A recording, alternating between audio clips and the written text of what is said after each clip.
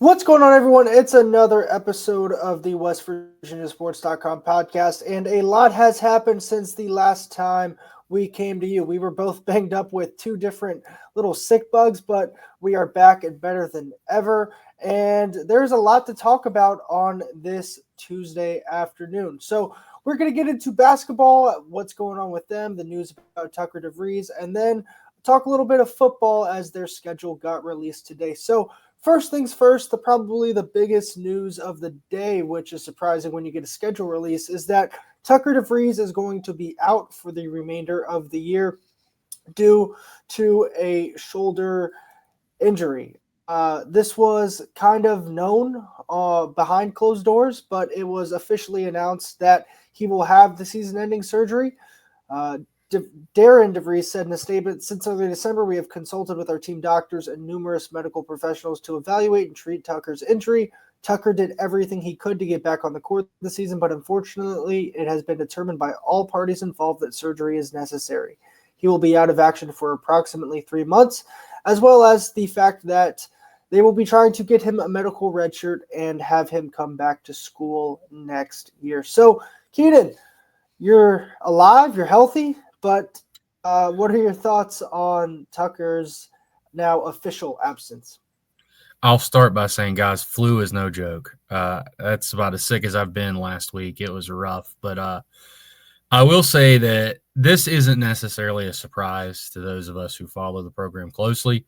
I know Darren DeVries wouldn't necessarily address it, but we had heard pretty much from it when it first happened. It was his shoulder. We had also heard that it was likely going to be season ending. But they never gave up hope. I think that you got to at least try. We had heard, from Darren that he was making progress, and it just came to a point in the road where I think that, even if he did make it back, what was he going to be able to be at full strength? How was he going to be able to play? I think it was pretty clear that surgery was the only option, as he outlined in the release. And this isn't surprising, in terms of those who follow the program. And I think we all kind of expected this. I do think the timing, makes sense. It's going to give him a lot more time to heal and kind of get rested up and get that thing rehabbed and not necessarily be such an expedited process as it was when he had off-season shoulder surgery last year. So I think that that's going to be important. We're not going to have to guess how this team's going to play without him. They've been doing it since game 8. So 8-5 we already know in the 13 games without him. Yeah, we already know what it looks like, kind of how it's going to operate, how it's going to run. It leaves one less question to ask about injuries to Darren DeVries, too. He's probably at least happy that won't be a concern, although now Jaden Stone becomes the focus, who really has kind of disappeared. I'm almost wondering if he ever existed if it wasn't for that, exceptional interview he gave. But this has been a snake-bitten team with injuries. Toby O'Connie got hurt, late in the Cincinnati game. We'll see how that turns out for tomorrow against TCU. But it's just an unfortunate situation for West Virginia. I think what sucks the most is you're not going to get to really see, DeVries and Small play together, for a full season, because that would have been really exciting. Granted, what DeVries can do is kind of that second distributor, a guy that knows the offense, but on the plus side, the silver lining to this is what a way to build your 2025 roster. You're not going to find very many players that know the system, is as skilled as Tucker DeVries is, and that's going to be a base to build around, because West Virginia is losing 6 guys right now from next season's roster, one of those being Javon Small. So that's at least a plus. It's not going to help you this year, but perhaps this team has enough and can get it done to get in the NCAA tournament even without Tucker, because they've been winning games without him. They've beaten some very impressive teams without him. So it doesn't make it any easier, but at least now it removes the doubt. It's also probably a nice recruiting pitch to transfer portal guys for Darren DeVries, when you could say, hey, look, just like he did with Javon Small, here's my son Tucker, but here's also 8 games of Tucker and what playing with him can do, because we saw what him and Javon did, and him and Javon and Amani really did in that Atlantis tournament. They really played well, all 3 of them. Yes, they lost the one game, but they really showed a different style of basketball, especially a different style than what we're seeing now, just with their ability to spread the floor And you have to think that a successful year like this has been so far, plus having a running mate like Tucker DeVries, would make this an attractive spot for some transfer portal guys come the offseason, which that's never a bad thing either. Yeah, and I think it's fair to wonder how healthy Tucker ever really was this year. Mm-hmm.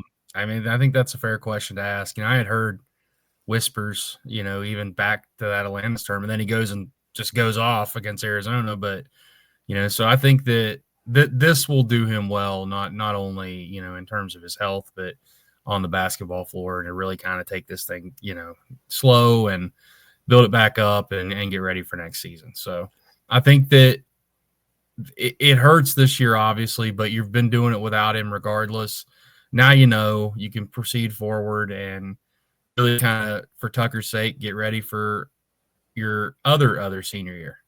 Yeah, and I mean, as you said, you would always see him on the court or in an interview and all the cupping procedures and what looked to be just like extensive off the floor work on that shoulder. So hopefully he gets to 100%, and just for his sake, hopefully he gets back on a basketball court. But in the meantime, what's actually happening on the basketball court is West Virginia heads to TCU for their second of a 2-game road swing after they beat Cincinnati 63-50 on Sunday. Mountaineers played really well, especially on the defensive end. They also shot the three a lot better. They went 9 of 18 from three. Javon Small, 19 points and 9 assists. Joe Yesefu with 16 points off the bench and 15 minutes of play. He almost, I think, went a point a minute. Perfect from the field. I love Sundays, man. 34 points in Big 12 Sunday games, 22 points in the other Big 12 games combined. Yeah, just ridiculous. But West Virginia needed the win. They got back to 500 in Big 12 play, 5-5. They broke a 3-game losing streak, and it helped them big time in the net rankings. They were like 46th, I believe, going into Sunday. They're at 39th, I believe, as of right now. Yeah, 39th. You'll take that. You'll take that.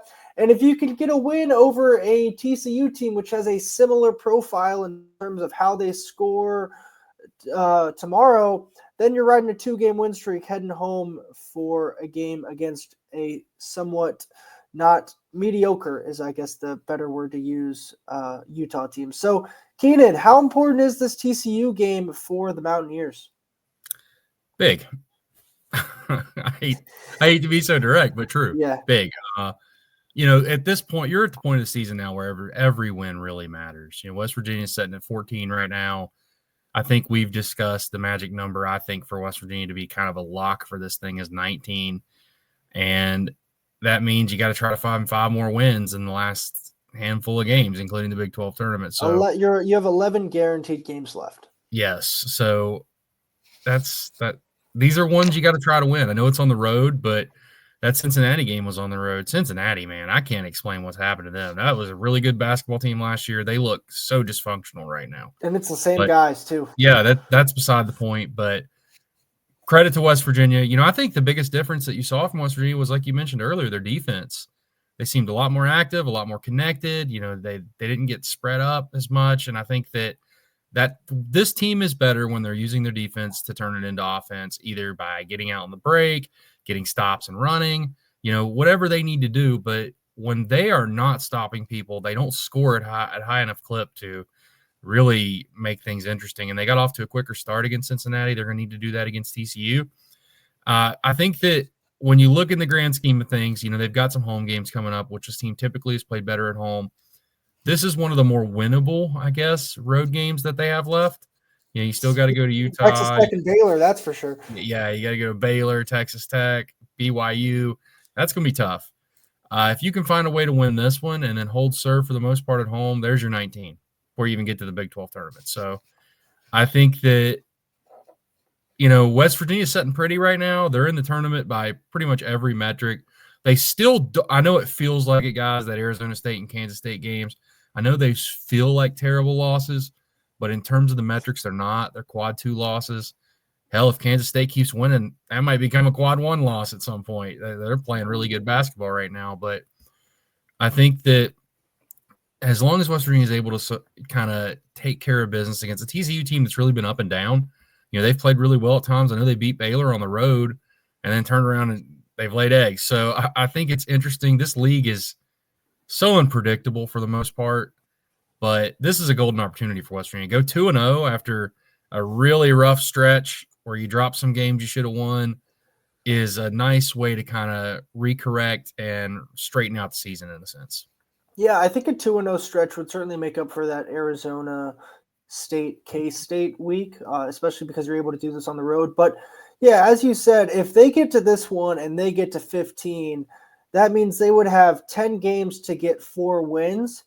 And I think out of those 10 games, only 2 or I think 4 of them, I think it's the Baylor, Texas Tech, and then the 2 BYU games would be against teams that are higher than them in the Big 12 standings, if I remember that correctly. So that's a key thing here. And also, West Virginia is 8th in the Big 12 standings. That's important as well, as they would receive the first round bye if everything continued to hold in Kansas City. And they would likely then play a team similar to them in that first round. But yeah, if you win tomorrow, you're sitting at 15, and then you can win at least Saturday against Utah at home, and you're at 16. Yeah, you're sitting pretty. Then you're starting to really enter that like almost a lock territory. Because like think of it this way, Keenan. I mean, if you beat UCF at home, even if you split with BYU and split with Utah, that's 3 wins right there. Then if you beat TCU once out of those 2, that's 4. So that puts you at 18, and that's not including your home game against Cincinnati, those 2 road games against Tech and Baylor, and then a Big 12 championship game. The pathway is there. I feel like we're figuring out the pathway. It's not like November with the football team where we were like trying to like algebraically get a team. Like the pathway is certainly there, and it's much easier math. But yeah, I think this game's important. I want to see how this team can back it up. I want to see if they can put together another complete performance. The big thing for me was their defense with 12 steals on the 14 turnovers they forced. Those live ball turnovers are so important, especially when teams are zeroing in on a guy like Javon Small. If West Virginia can get moving in transition and teams don't have time to really set up the half court, and West Virginia doesn't have to sit in a half court offense, they are a lot better at converting offensive scoring opportunities. Yeah, I think that's well said. And, it's just a chance for West Virginia to really – I think this 3-game stretch, starting with Cincinnati and ending with Utah, it can be every bit as important as the 3-game stretch that they lost before. And I think it's just a perfect chance for West Virginia to – the way that the schedule lined up. I thought that Cincinnati game would be the toughest of the 3, and they handled that pretty well. Now, granted – you can't, transitive property doesn't work in sports, but if you can play like that on the road at TCU, you're going to have a chance. And then Utah is kind of up and down as well. So great chance for West Virginia, especially with what we had just talked about before. You're not getting Tucker DeVries back now. Who knows where Jaden Stone is? So it's a great chance to try to stack wins and really put themselves in position, because I know that, I thought 18 at the start of the year was an optimistic season. We're talking NCAA tournament. Yikes. That's impressive. Yeah, that's quite the turnaround. That's certainly Coach of the Year conversation. And I mean, this TCU team lines up to be a somewhat favorable matchup, I would say, for West Virginia. They're last in the Big 12 in scoring offense. Their defense is middle of the pack in the Big 12. They don't shoot the 3 well. They're last in team field in 3-point percentage in the Big 12. So a lot of things that West Virginia does well defensively, which is limit the 3. TCU doesn't do well. So we'll see if that can carry over and if they can get a big win on Wednesday. But transitioning now to the football front, West Virginia's dates for the 2025 football season, the Rich Rodriguez revamp, have been released. It starts on August 30th against Robert Morris. Then they come to Athens, Ohio to face the defending MAC champion Ohio. Your neck of the woods. My neck of the woods, that's right, on September 6th.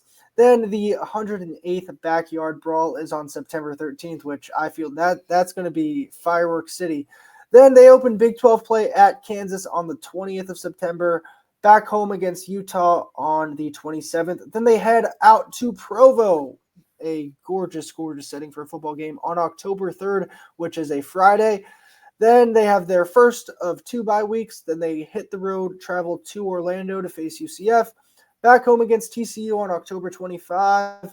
Then they go at Houston to open the month of November, home versus Colorado on the 8th, at Arizona State on the 15th, bye week on the 22nd, and then close the season at home against Texas Tech. So, Keenan, lots to unpack with the schedule. You start wherever you want, and then we'll go from there.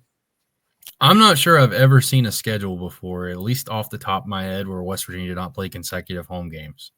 So that's an oddity that's stuck out to me immediately. Really strange, and especially in today's college football where so many teams load up early games. But that trip to Ohio obviously is going to put a dent in that. All Saturday games except for the one Friday game. Me personally, I'm a fan of that. I like playing football on Saturdays. I saw somewhere that they might flex a couple of Saturday games. I'm not sure if West Virginia is eligible for any of them, but yeah, I hope that's not the case. Me personally, now, I know some people like them. I don't. No, I'm not a fan of it either. No, hey, I'm a big fan of Saturday games. That's the one thing about when West Virginia got in the Big 12 I was so excited about.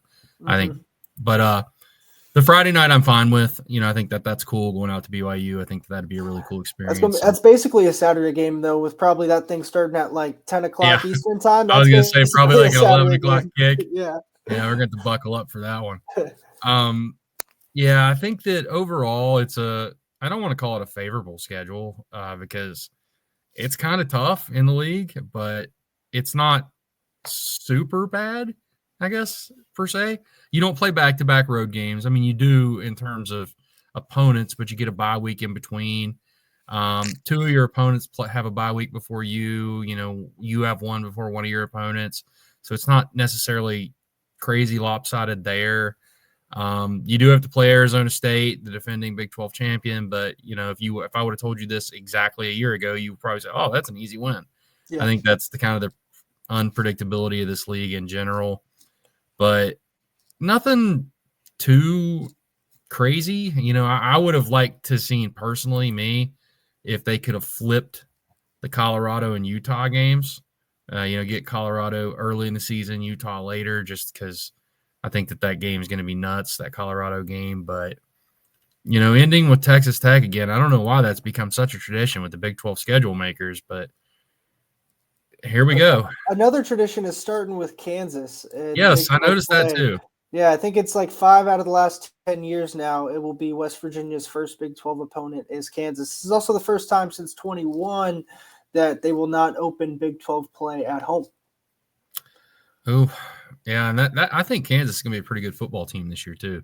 Yeah, Daniels is back for his 27th year of eligibility. It seems like. Let's hope he's finally healthy, man. He feels like he's never healthy. Yeah, so he's going to be back for another year, and they brought in a lot of transfer guys, as has West Virginia. So it's way too early to be looking at these schools and thinking, who's going to be good, who's not, because there's so much turnover.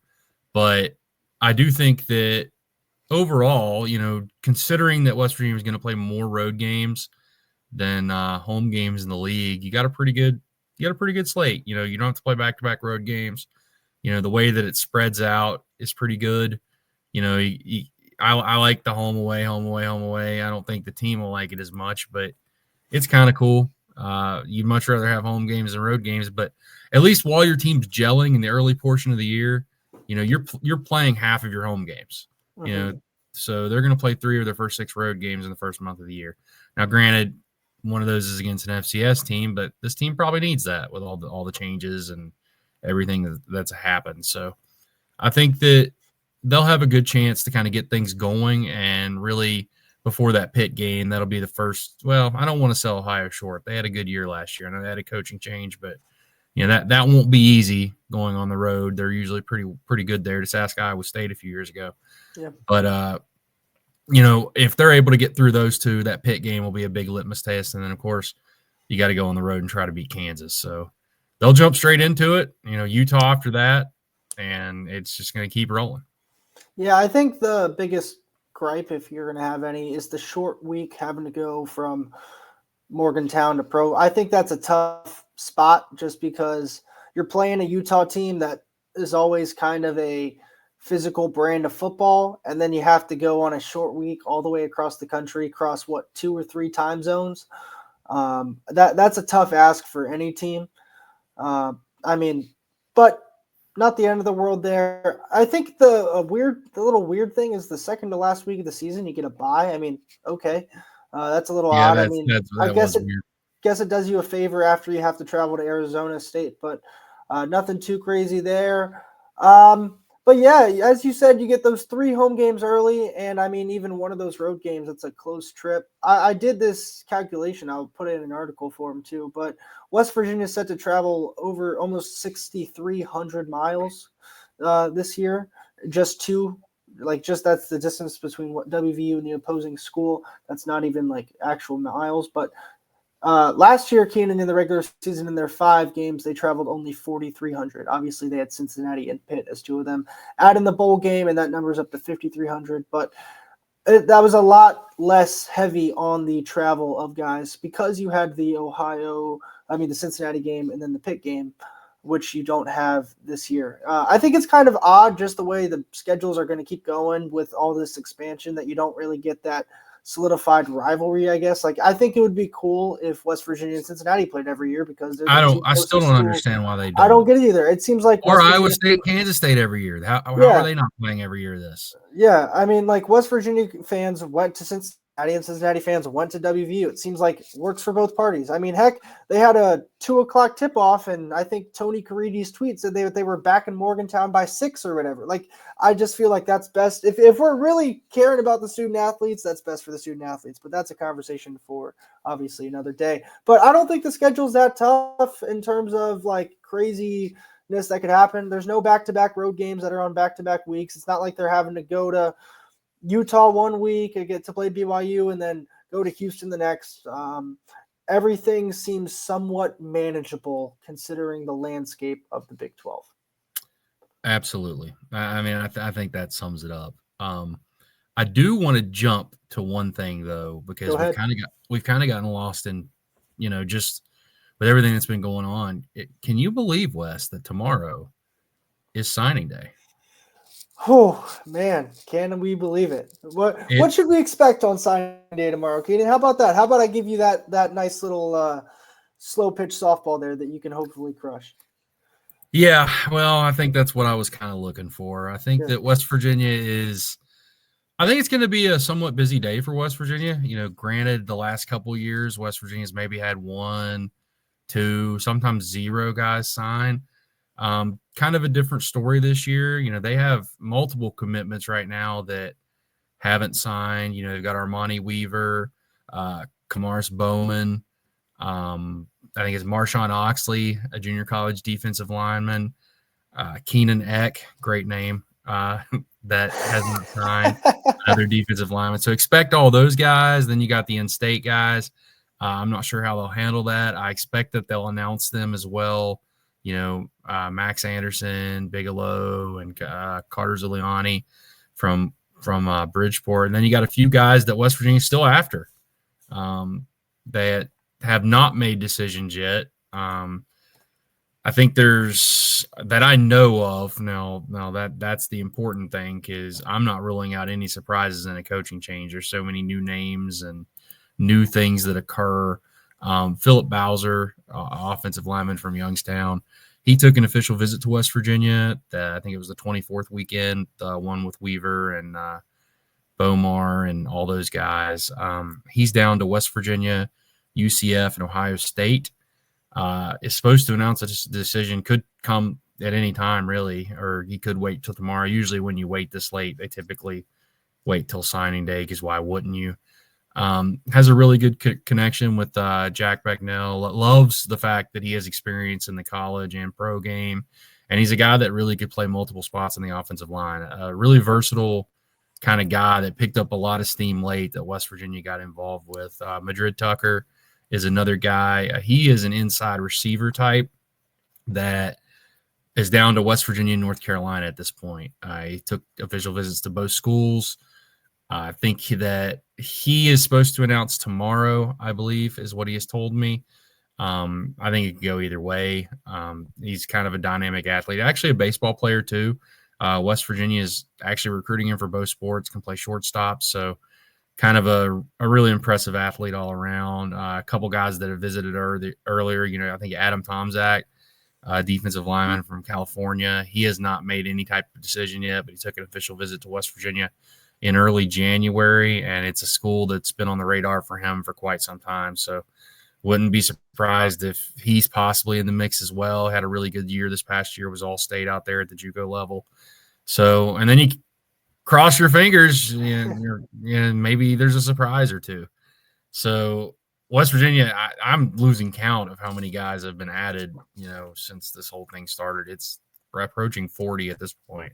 And that doesn't even include the 12 guys that enrolled early. I mean, just 40 new guys that Rich Rodriguez, between transfers and these possible additions that would sign tomorrow. So I think you'll have some action. It'll be worth paying attention to. Like I said, maybe a surprise. I know everyone loves signing day surprises, and typically they don't slip past me very often. But if it's going to happen, I think it would be this year. So tune in. Yeah.